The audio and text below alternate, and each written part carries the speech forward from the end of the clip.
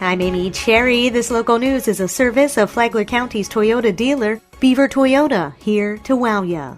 2 people are arrested in connection with a 2018 shooting in Palm Coast's W section, Tony Magoo reports. During the course of the investigation, a major case unit was quickly able to identify the involved parties. The shooter, Princess Williams, 23, was arrested on October 17th of 2018 and charged with attempted first-degree murder with a firearm, attempted robbery with a firearm, and attempted burglary while armed. She pled guilty to all charges recently and will be sentenced in July. With us is Sheriff Rick Staley. Sheriff, this case has been on the books for a year and a half. Our detectives did not give up until they were able to prove the case on 2 additional defendants. The Flagler County Sheriff's Office Major Case Unit obtained 2 arrest warrants this past Tuesday for 18-year-old Jemiah Baker and 20-year-old Deovion Smith for that same armed robbery. Our detectives stayed doggedly on it and apprehended, and they are now in jail with $50,000 and $100,000 bonds. For Flagler's Morning News, I'm Tony Magoo.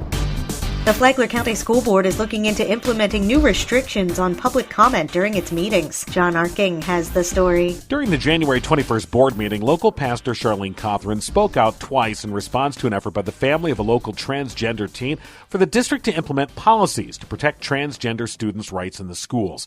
In her comments, Cothran refused to refer to the boy with a male pronoun and was seen to have demeaned the teen. I'm Reverend Charlene Cothran and the president of the Evidence Ministry.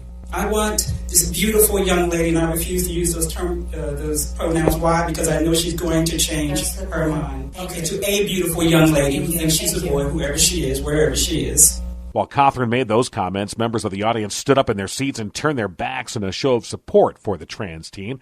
But the incident reverberated beyond that meeting.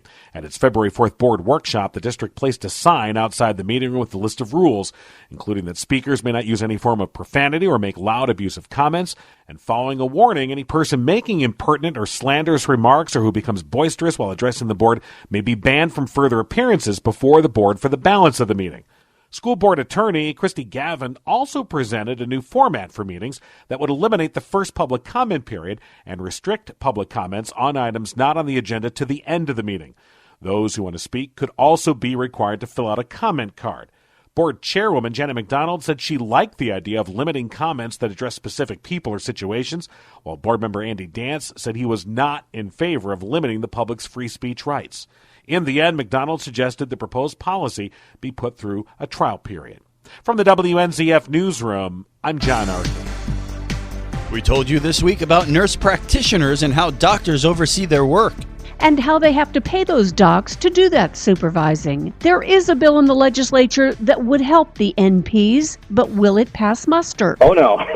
No. There's going to be a full-on opposition to that, and in a legislative system, it's much easier to kill a bill than to pass one. Representative Paul Renner of the 24th State House District said that it only takes one chairperson or one legislative body to keep the bill from getting to the governor's desk for a signature and thus not becoming law.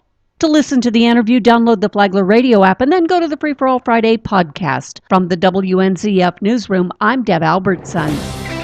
As temperatures are expected to fall below 40 degrees tonight, the Sheltering Trees Cold Weather Shelter inside First United Methodist Church in Bunnell will be open, giving those experiencing homelessness a warm bed and a hot meal. Sue Bickings is the Sheltering Trees director. The church is located at 205 North Pine Street in Bunnell behind the Bank of America. If you are in need of shelter or have no heat at home, join us at the shelter for dinner at 5:30 p.m. The shelter closes at 8 a.m. on Saturday morning. The shelter's fate had been in question after Bunnell commissioners tried to force it out in response to citizens' complaints. But the Justice Department is investigating the legality of Bunnell's decision, and until it's decided, the county's only cold weather shelter can remain functional. And now you're up to date on Flagler's Morning News. I'm Amy Cherry.